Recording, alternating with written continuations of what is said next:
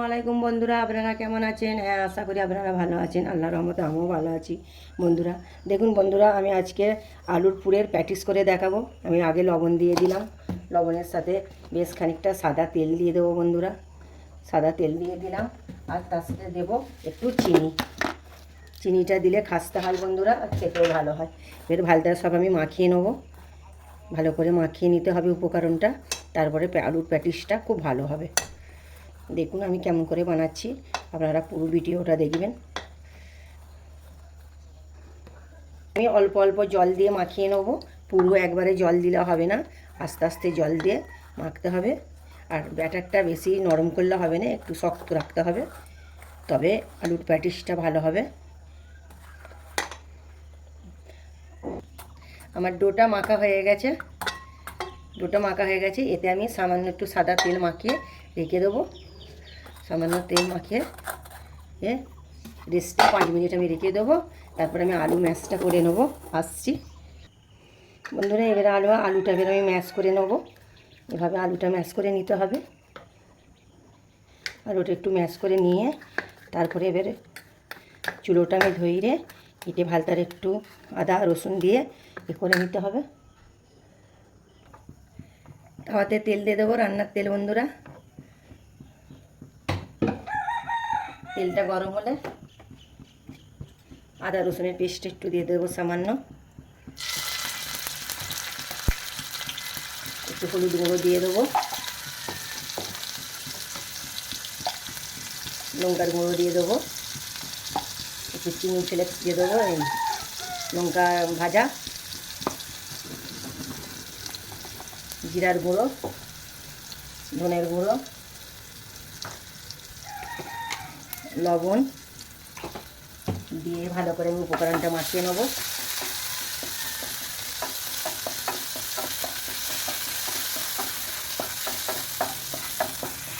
আদা রসুনের গন্ধটা চলে গেলে বন্ধুরা, এবার আমি চাট মশলা দিয়ে দেবো।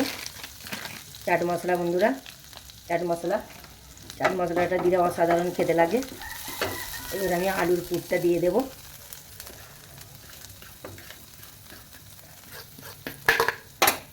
আলুর পুরটা দিয়ে ভালো করে আমাকে নেড়ে চেড়ে নিতে হবে।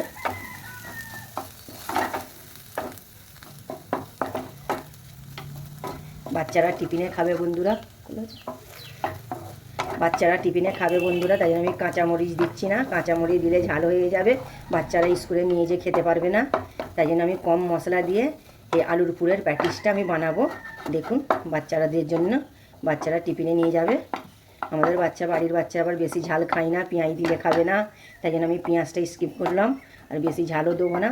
কম মশলার মধ্যে আমি আলুর পুরের প্যাটিসটা বানাবো, বাচ্চারা টিফিনে নিয়ে যাবে বলে। আলুর পুরটা আমার রেডি বন্ধুরা। এবার আলুর পুরটা আমি তুলে নেবো, প্লেটের মধ্যে তুলে নেবো। কর্নফ্লাওয়ারটা আমি এবারে তেল দিয়ে আমি গুলে নেবো। এটা তেল দিয়েই গুলতে হবে বন্ধুরা। এই পড়ে গেল, ভালো করে গুলে নিতে হবে তেল দিয়ে কর্নফ্লাওয়ারটা।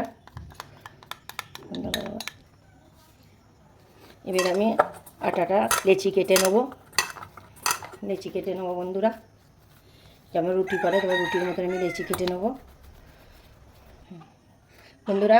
এবার আমি রুটির মতন বেলে নেবো গোল আকারে। দেখুন,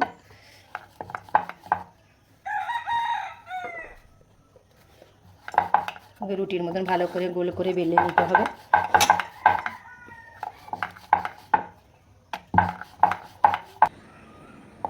রুটি বেলা হয়ে গেছে, এবার কর্নফ্লাওয়ার আর তেলটা আমি মাখিয়ে নেবো, ভালো করে মাখিয়ে নিতে হবে। মাখিয়ে নেমে ওপর করে রুটি আরেকটা করে দিয়ে দেব। এইভাবে টেনে দিয়ে দিতে হবে। আবার একটা আমি রুটির ওপরে দিয়ে দিয়েছি, আবার একটা আমি মাখিয়ে নেবো বন্ধুরা, ভালো করে মাখিয়ে নিতে হবে।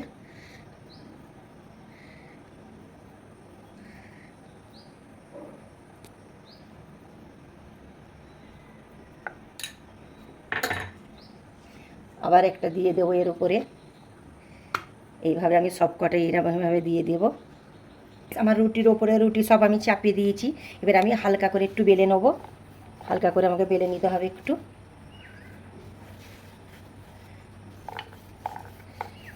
বেশি চাপ দিলে হবে না বন্ধুরা, হালকা করে বেলে নিতে হবে।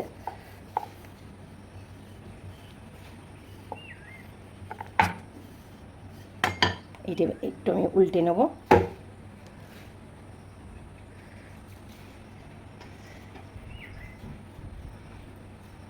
লেয়ারটা যখন আমি ছেঁকবো সেগুলো যেন খুলে যায়, হালকা ধরনের বেলে নিতে হবে। আমরা দোকানে তো প্যাটিস কিনে খাই বন্ধুরা, এইটি বাড়িতে একবার হলেও বানিয়ে খাবে বন্ধুরা, অসাধারণ লাগবে। এবার বন্ধুরা আমি ছুরি দিয়ে কাটিং করে নেব।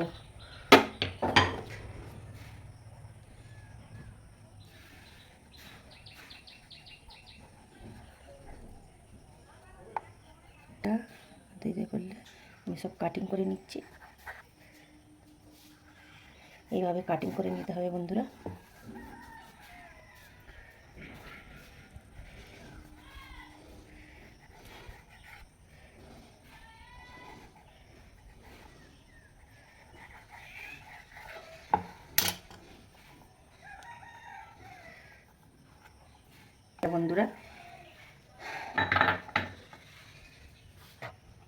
বন্ধুরা এর মধ্যে আমি আলুর পুর দিয়ে দেব।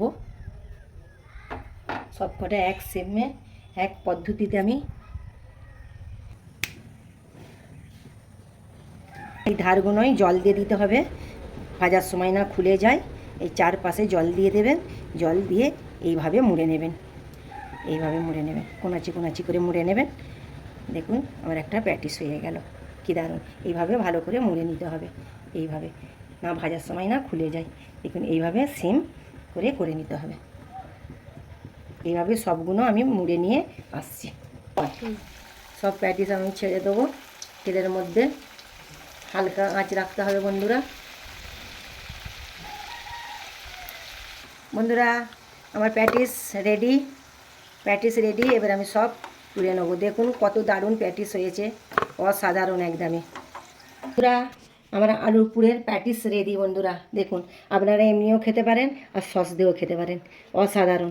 দেখুন বন্ধুরা, দেখুন অসাধারণ হয়েছে বন্ধুরা, এত দারুণ হয়েছে কি বলবো আপনাদেরকে, মুচমুচে একদমই হয়েছে।